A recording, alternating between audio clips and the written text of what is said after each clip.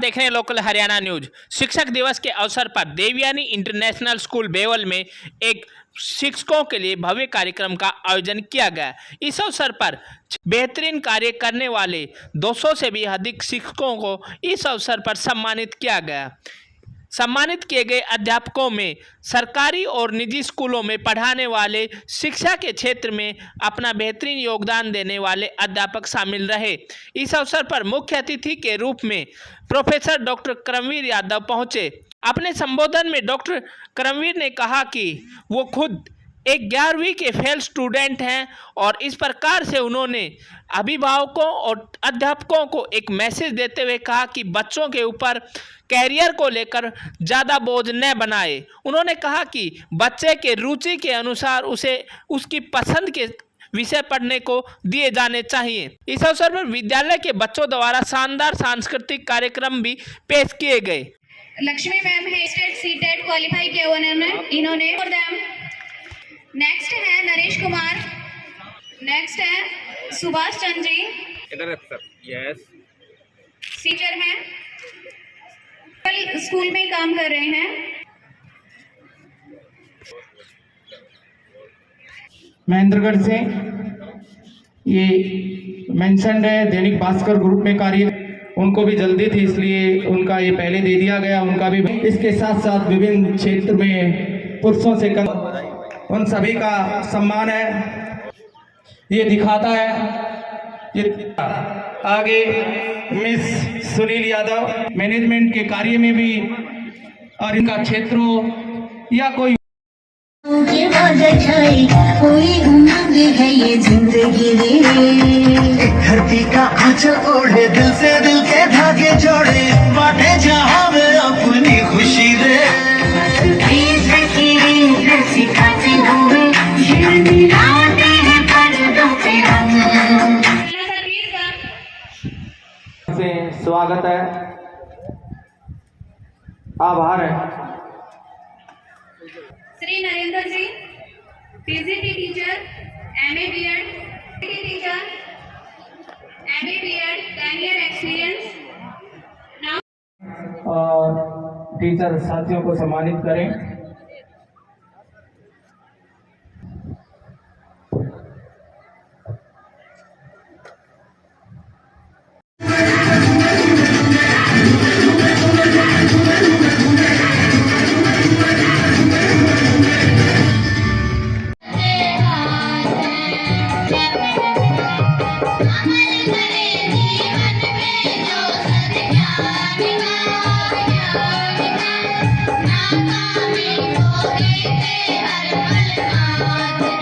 I was failed in +1 exam.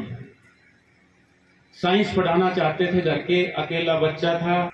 जो कहानी 3 idiot में 2007-8 में दिखाई गई, मेरे साथ 1993 में होली थी। हिम्मत नहीं थी पिताजी को ये कहूं कि मैं नहीं पढ़ना चाहता। भगवान ने मुझे बचाया, एग्जाम टाइम में बीमार कर दिया, मैं एग्जाम नहीं दे पाया।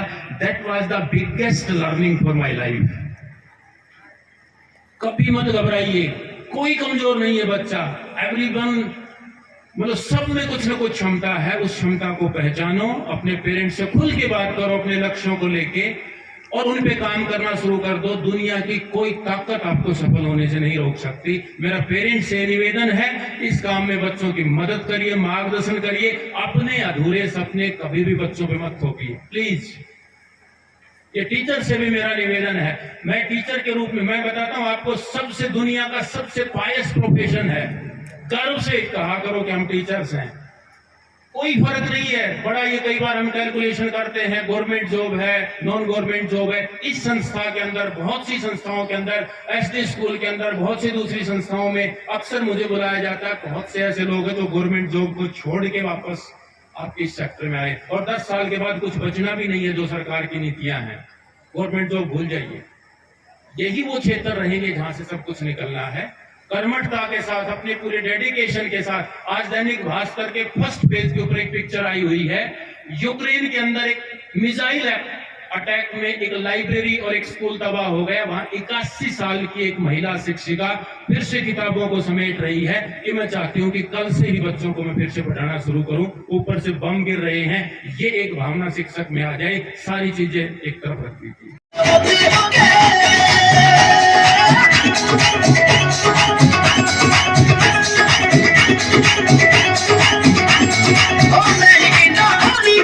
हुए थे तो हम ऐसे ही बात कर रहे थे शिक्षा में कंट्रीब्यूशन को लेकर के।